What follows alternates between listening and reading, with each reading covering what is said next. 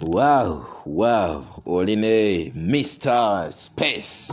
Space Master omukugu wa mu bwengula sawa zino ngezaako okozesa ekyuma kyange kino kimulengera wala teknolojia mupya ddala nengera obwengula sawa zino sawa 6:39 yes nyengere byaka 2 mu bbanga sun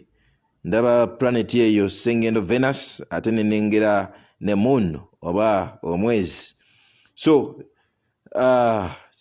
kyenjagala okwetegereza nakoero yenjuba oba gye bayita sun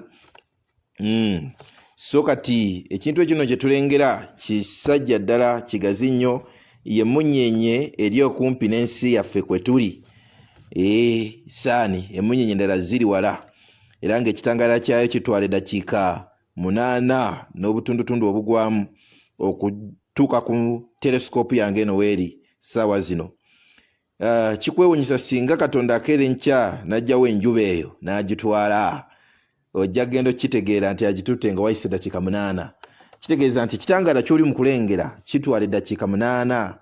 okuva ku njuba okutuuka ku nsi yes enjuba eyo gy'oli mu kulengera muri gaalubindi lino saawa zino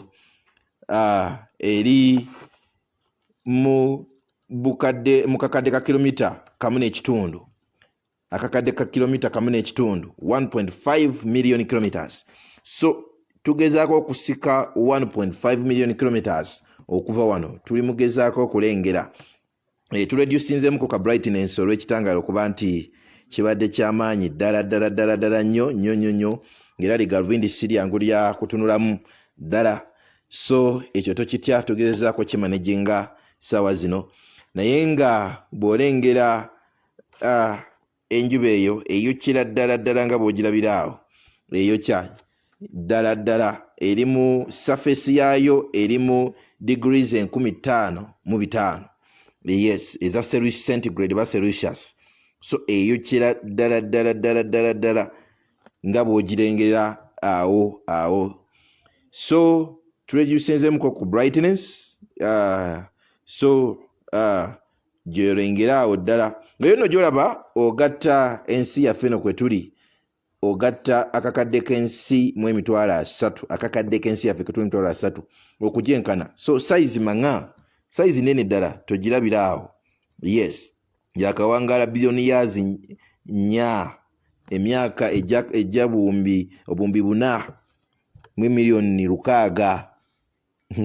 nkulu ddala era nga yerimu burning gases nga hydrogen ne helium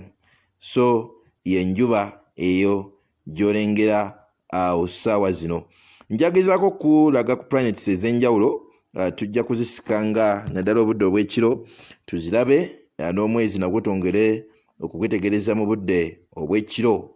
so kyekyo kyetulengera saawa zino ddala nze Space Master Emmanuel Kiganda.